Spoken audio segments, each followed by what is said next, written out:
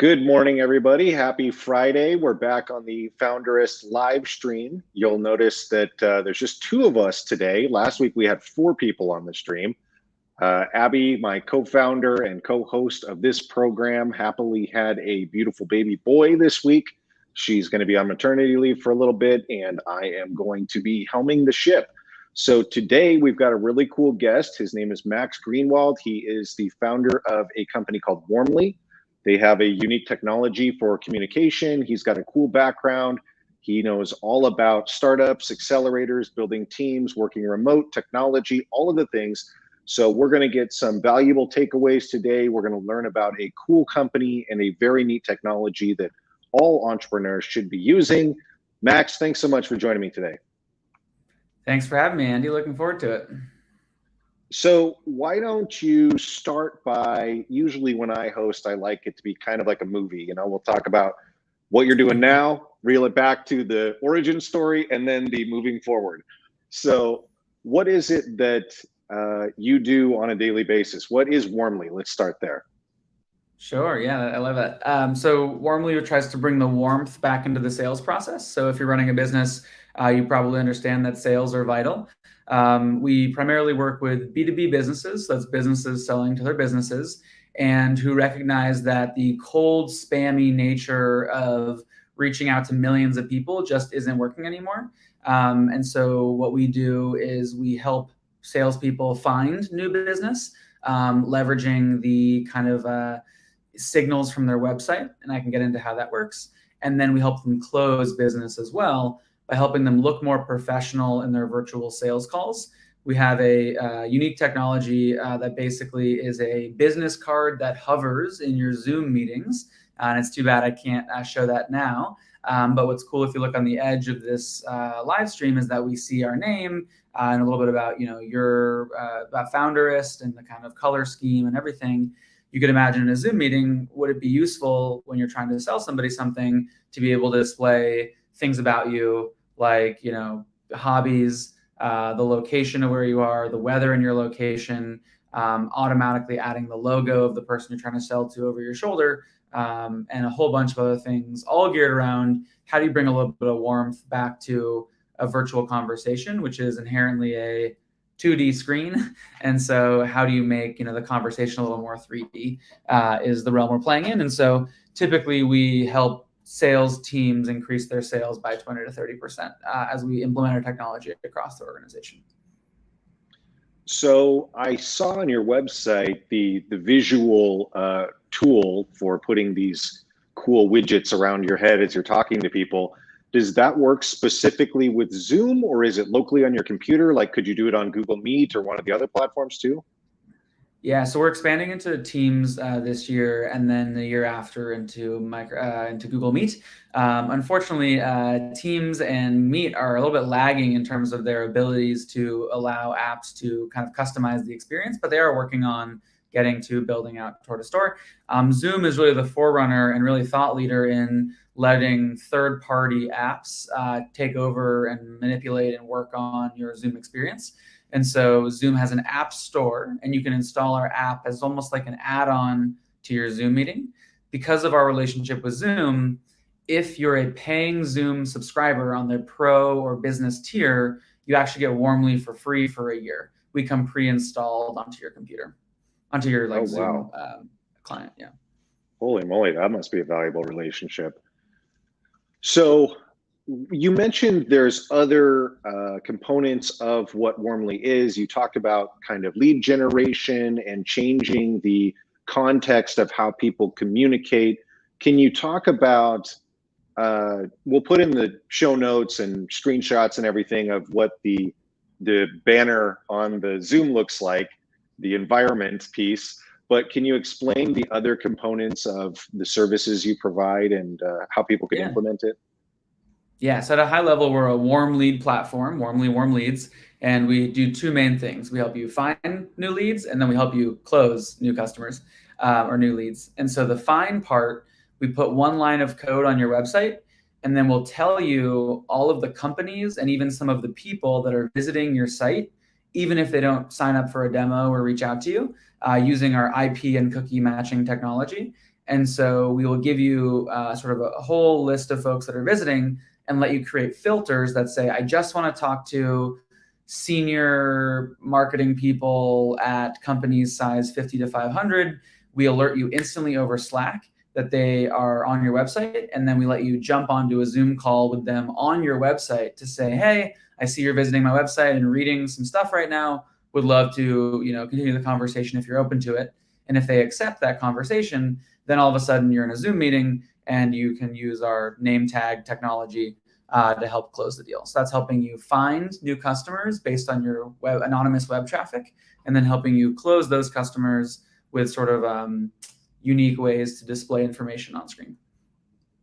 How does that look in terms of the website? People are getting accustomed to like the little chat bot that hangs out in the bottom corner like a pop-up, and you can have a window. When somebody comes back and we're talking to each other on a video on my website, how does it display? It looks just like a Zoom meeting and somewhat like a chatbot that you might have experienced, but you're literally like having a video call like this. The salesperson turns on their camera, waves at you, is like, hey, you want to talk? And then the recipient doesn't need to turn on their video or even audio if they don't want, but they can. So you can actually have a full conversation on the website. We basically take the belief that chatbots are dying and nobody's responding to the little like thing in the corner that's like, talk to me. And so we are a sort of proactive messaging solution where you get notified of somebody on your website. You get to essentially watch them navigate the website in real time and decide, is this somebody who's a good fit for me to want to reach out to? And then you reach out and say, hey, real human here, not a chatbot, available, to chat if you want to. They really need to find a way to better designate which ones are real or sophisticated or annoying, because the little chatbot thing, I've used plugins on several of my clients' WordPress sites where they have the little bot, but it goes to your Facebook Messenger. So the person responds, but it might not be instantaneous. But rather than doing the contact form where an email goes out and you get an email back, you can actually immediately go into a communication thread. But so few people use their Facebook Messenger DMs for business purposes or immediately respond to those. But in theory, one of your employees could get that directly to their phone. But interface-wise, UI-wise, there isn't any indicator that that's not an AI or a call center in India or anything when you click that little deal on the bottom corner. So you've taken, go ahead, sorry. Oh, just the messenger thing is actually a really great idea. I think the more you can quickly connect an interested customer to the seller, the more likely you are to close that business. There are so many businesses out there where the first person you talk to is the one you're going to buy from. And so let's say you're buying a house, it's a huge purchase, and you're just looking for like a friendly real estate agent to help you with that. You might go to like 4 different websites you might type in, Denver real estate agents, and then you just reach out to the first 4. And the reality is the first one you talk to is likely, I think it's like 70% chance that's the one you go with. And so it's really important as the real estate agent that you are basically immediately able to respond to people reaching out.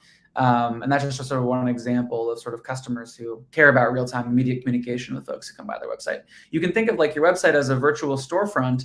Isn't it a shame that we don't staff a person in the way you'd staff a human being in a real store that you're walking by? Right. So you guys have this technology. A lot of people out there have an idea for an app or a software solution, but they're a non-technical founder, or maybe they're an apprehensive side hustler, whatever it is. And usually that's like, I wish it was Zoom, but 10% better. Or all of these solutions for digital business cards that I can text to you, or QR code, or the little dot things, or any kind of fancy email signature. I use this website called Wise Stamps, and it allows you to do these really cool email signatures. And people always ask me because they still can't figure out the Outlook orientation of. I have so many different email accounts through all of my clients that I consult within, that I have Office 365 and Google and native solutions of so many kinds that your signature doesn't work on all of them. So there are some people that have come up with these web signature things, but overall, it's still pretty archaic in the, how do I represent myself on the internet? And now that we've all been Zoomified since the pandemic, we're used to looking at each other's faces. But I guess what I'm getting at is the solutions that you've created are not just 10% above what people are expecting. It's like 2x, 3x, like the overall experience of online commerce and online communication. So how did you come up with the genesis of this idea, and how long has it taken to get to the point that you're at now? Yeah, it's a great point. So the thing I want to call out for any like aspiring entrepreneurs out there is like, and you may read this some the kind of Y Combinator verbiage around being 10x better, but it is true that if you're not driving revenue for a business or saving them money, then you basically have to be 10x better to be a solution that a lot of people will want to work with. And so if you can prove revenue or you can save money, being 10% better or 50% better or even 2x better is great. You'll sell sales because everyone wants to optimize making more money or reducing costs.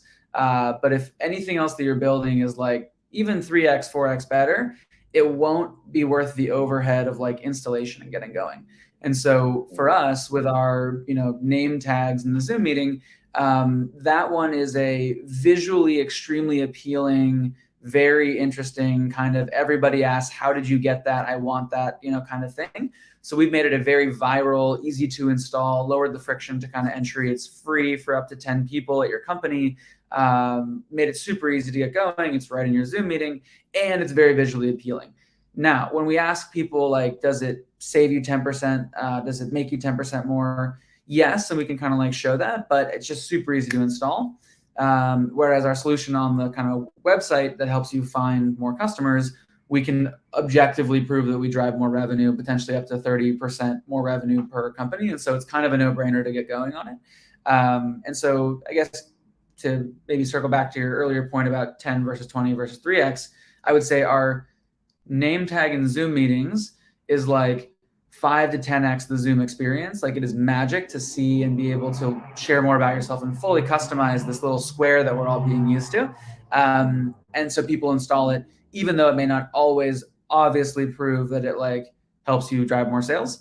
Whereas our product on the website, the one that helps you find more customers, is objectively makes you money. And so it's like pretty easy to kind of make that a compelling ROI for folks to want to install. Hopefully that answers your question. I can also get into the history of how we thought of the idea. So did you know that you wanted to have this, I don't even want to call it a suite of services because it's kind of more of a chain, but I want to track people that are looking at my website. I want to find a way to reel them back. I want to engage them in a human interaction and then make it beautiful. And so did you always have, when you came up with the idea of this, did you always have that whole experience of capturing people back into your website? Because clearly they've already been exposed to me, but they may have gone away, but then we're talking to each other and then it's great looking. Yeah. Was that always the plan?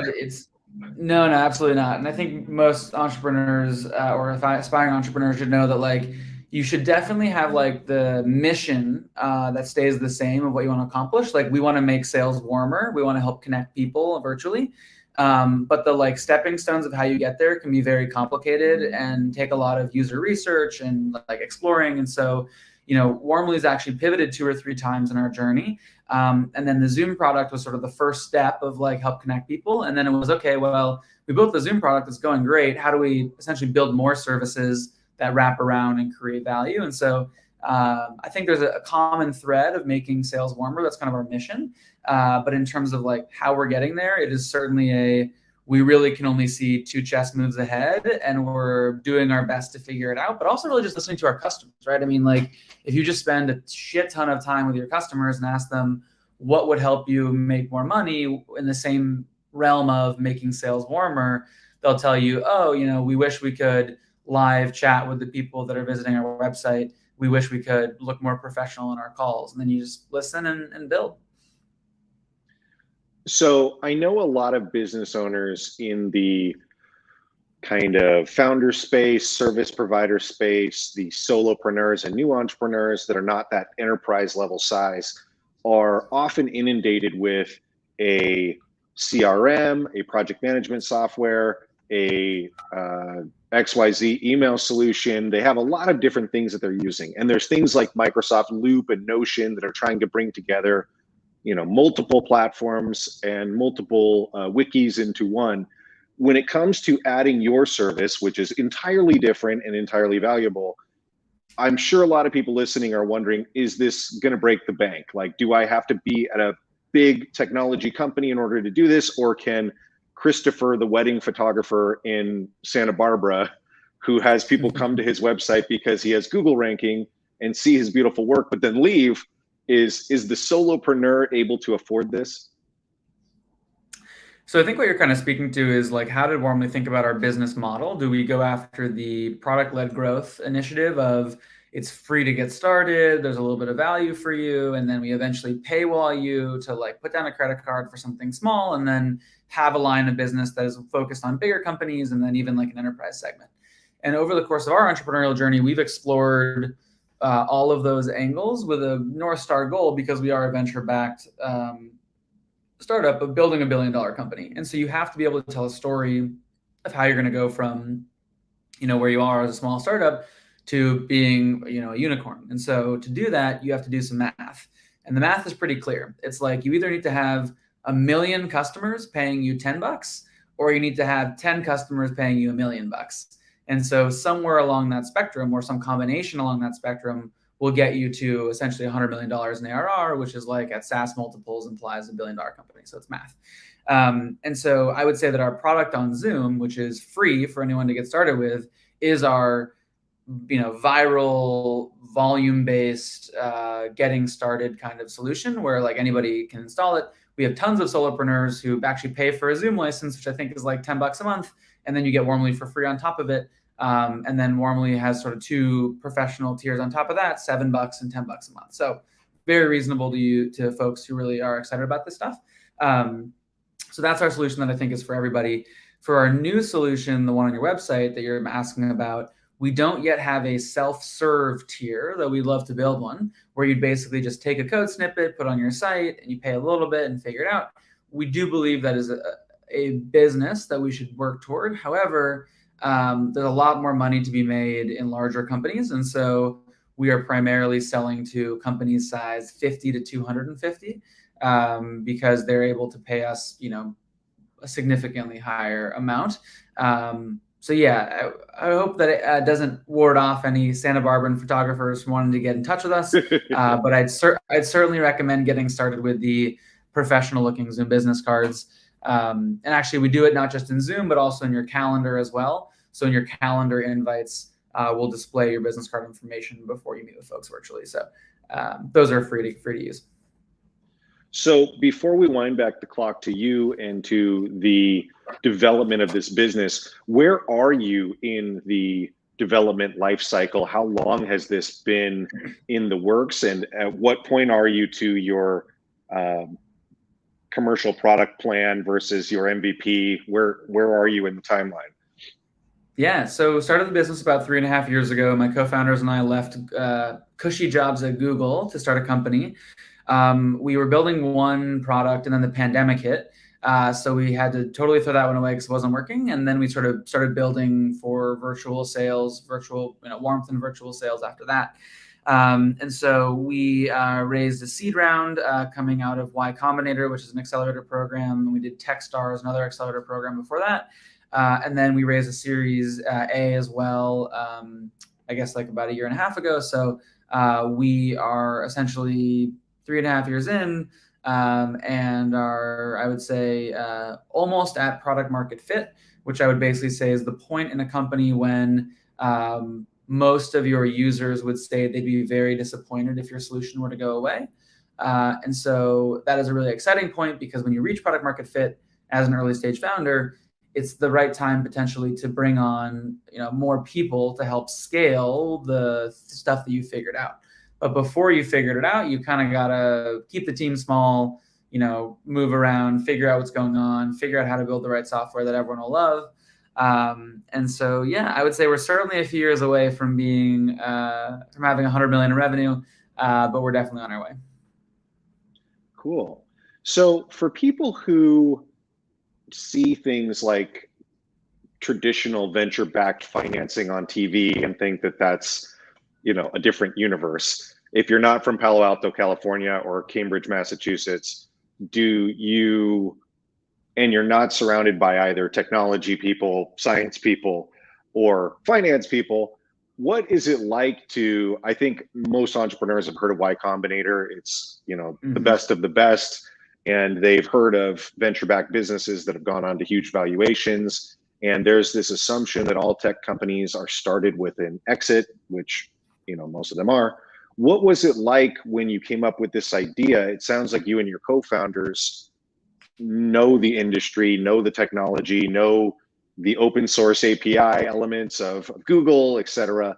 So when you had this idea, did you immediately know you wanted to get into incubators and raise private money?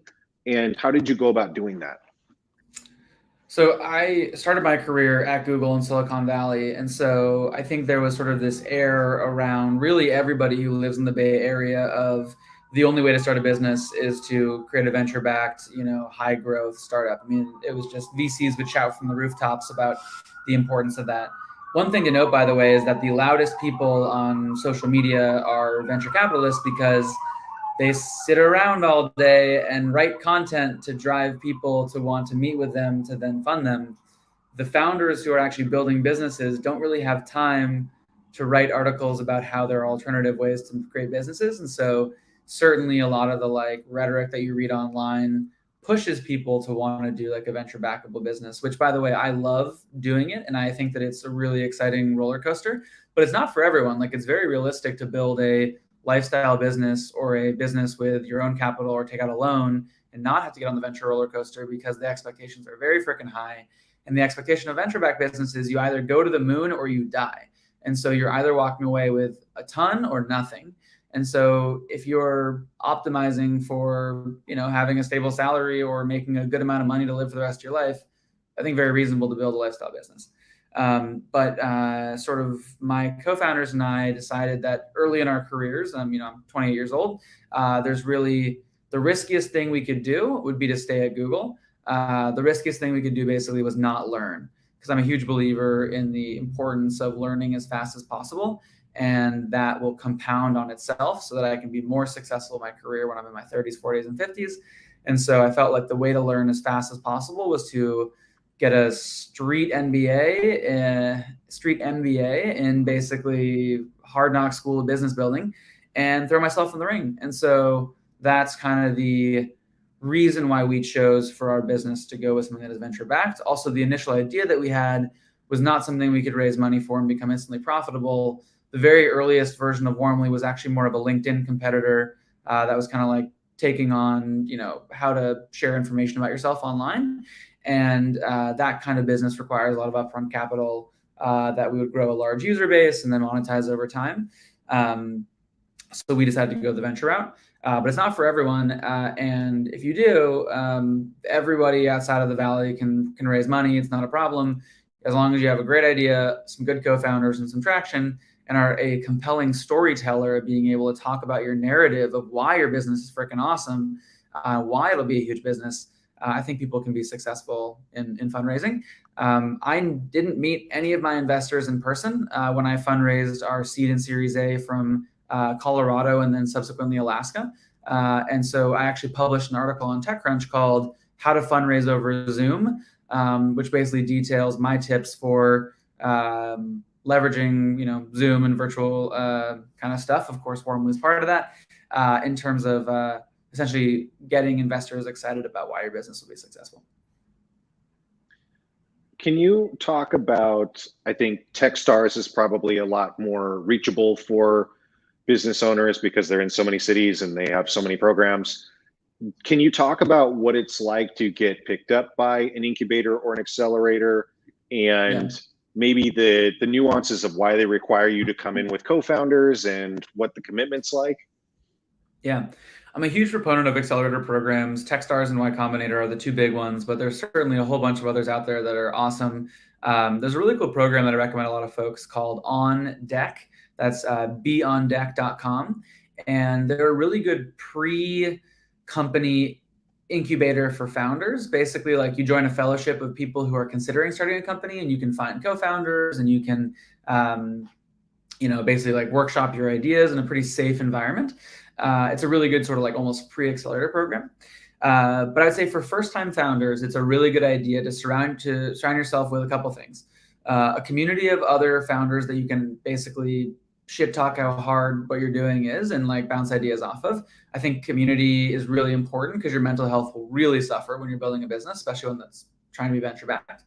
2 is the funding, which is just like it'll keep you afloat. And 3 is the kind of like mentorship and advice that people who've done it 10, 15 times before can save you a lot of time. And like, yes, there are lessons you have to learn by fucking up yourself, but there's also lessons that can be learned from people who've done it before, and you can save time in doing so. So you can basically survive longer.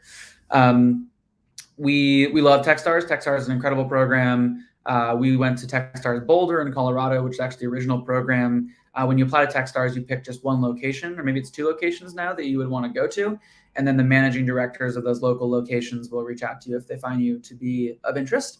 I think the most important thing when applying to one of these accelerator programs is the founding team. When you make a bet at the early stages, I think time and time again, it's just proven the best looking teams are the ones that are the most successful, which is encouraging in that if you believe in yourself, which hopefully you do, is that you can convey how awesome you and your co-founders are to the investors. But it also means like, there's no harm in having a great business that's going to have a lot of traction. But I do think that like you want to find co-founders.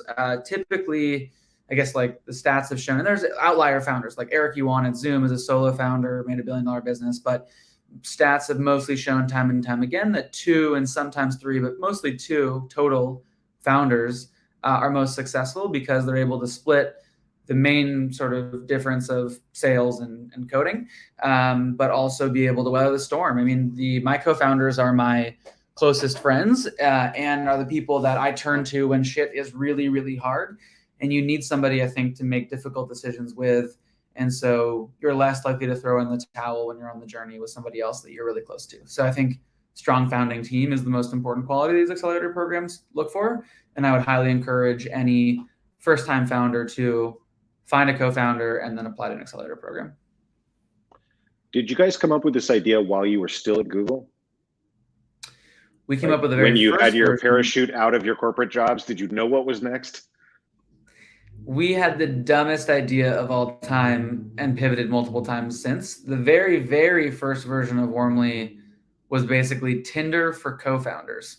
So the idea was that I couldn't find a co-founder, and I was like, what if there was a swipey app where you could like get matched to other founders?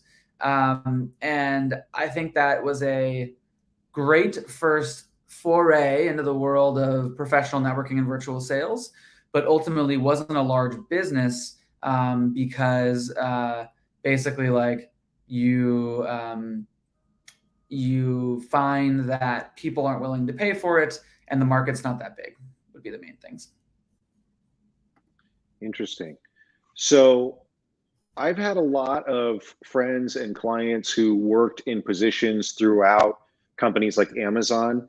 And when they went to leave to start their own thing, they ended up finding friction from their former employer because there's fine print that things you create while you're employed by a company like Amazon, in response to all of those nice sign-on bonuses and stock options that you got for your first 2 years. If you're young and you're in your 20s and you decide to start a dating app while you're an engineer at Amazon, a lot of times people end up with some kind of cease and desist because you created something while you were employed there. Does Google have something like that? And did you guys run into any friction on your unique ideas breaking out on your own? Probably does, as long as you don't do it on corporate time or on corporate like technology, like you basically use your own personal computer, like it's fine. I think that shouldn't dissuade anybody. I think the likelihood that you get large enough, fast enough that anybody at corporate Google or Amazon puts the pieces together is incredibly small. Maybe Amazon's just like really vindictive and that's just like their like culture. But no, I think in general, like these businesses understand. And in fact, Google in the early days really pushed people to go leave and start companies with the idea that one, they would become future customers of Google. We spend a lot of money on Google Cloud Platform every year.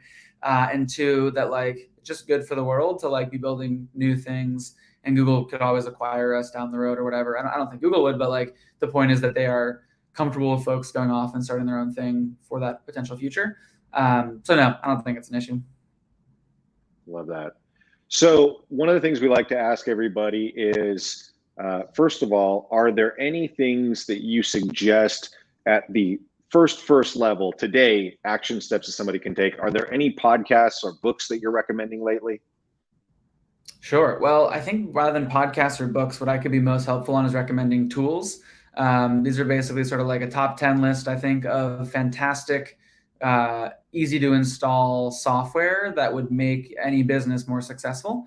The first thing I recommend early stage founders do is sign up for Cabal. It's getcabal.com.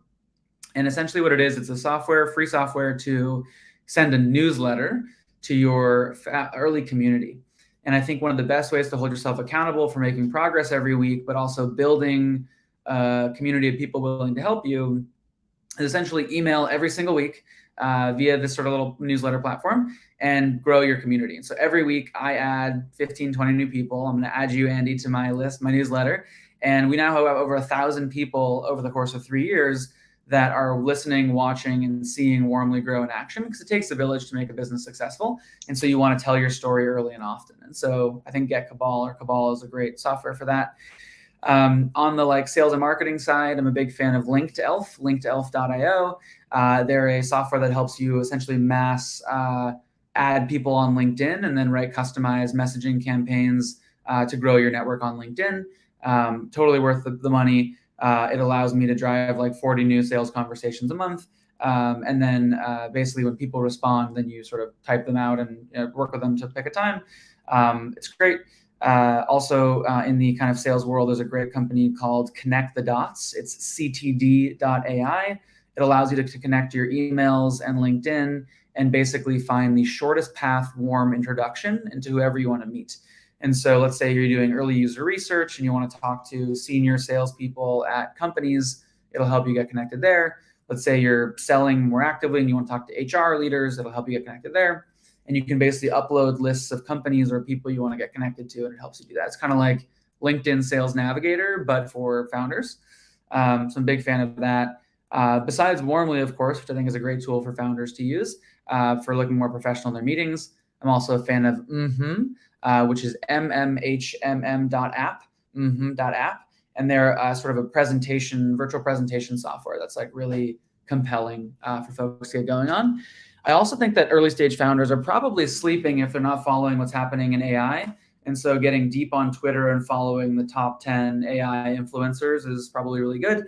There are tools that are being launched literally daily or weekly these days that automate away a lot of the jobs that you might not be able to afford to do. So if you can't afford to hire a designer, if you can't afford to hire a product person, if you can't afford to hire a business person, like there's a lot of these really incredible AI tools that'll help do like 80% of what you need, which is really more than enough to get started.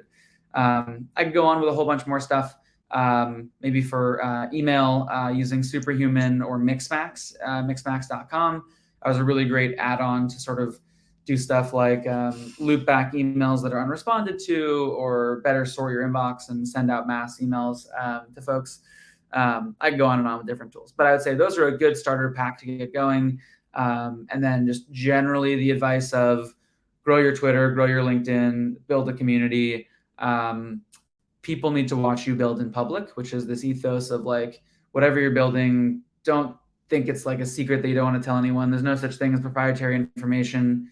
Everybody's thought of every idea before. It's all about execution. And so I think that folks who are building businesses should be shouting from the rooftops about whatever they're doing. I have to backtrack, because would you talk to us about Twitter? And if you're not in media or politics,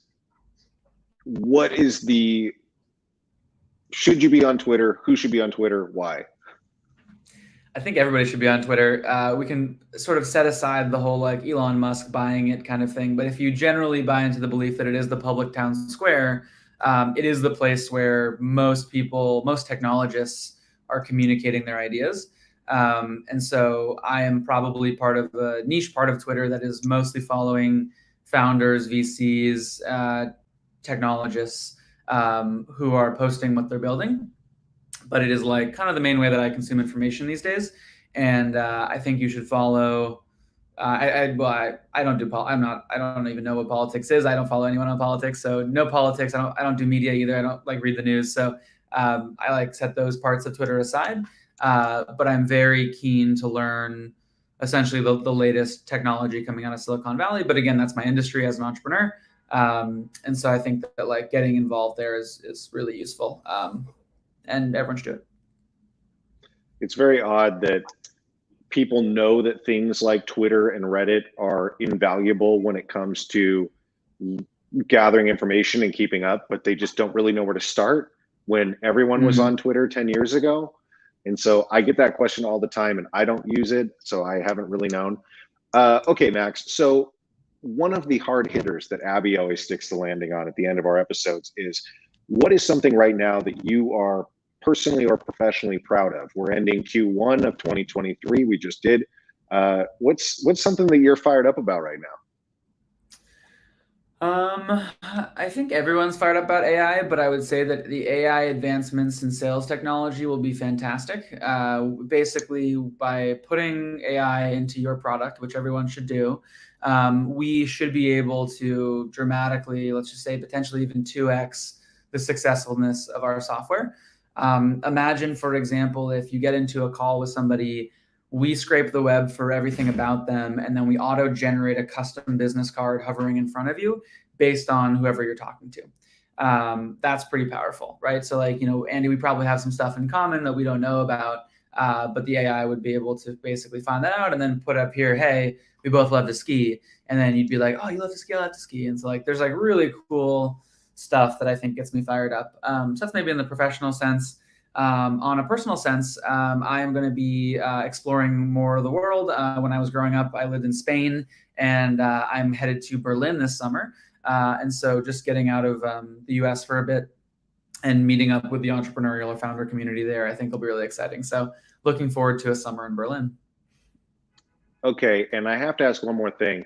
When Joe Internet decided to create cookies, they fortuitously gave it a very good name of something that everybody loves. But now in the media and online experience, cookies are kind of treated more like termites or fire ants. When you have a product that is based on scraping or getting access to people's tracking data, is that a friction point that you have of people wanting to click on every single website they go to, opt out of cookies, et cetera? We have not seen a web visitor decrease for any of our customers who use our technology. I believe that cookies and the general space of tracking helps to personalize information for both buyers and sellers. Certainly, if you are privacy conscious, of which they're the loudest people, but really it's a 0.1% of the internet. Those folks deserve the right and should be able to opt out and have the control to not be tracked in any way. The easiest way to do it is use Brave. It's a browser that basically doesn't allow any cookie or IP address tracking. It's like perfect for those folks. But for everyone else, like me, I'm a consumer and I want to be shown relevant, useful things for me.